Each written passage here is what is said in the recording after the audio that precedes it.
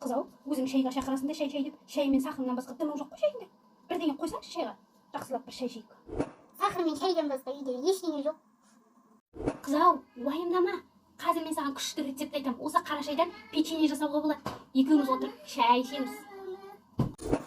Жарайды. Сол рецептіңді айт маған. Мен күштеп печенье жасайын.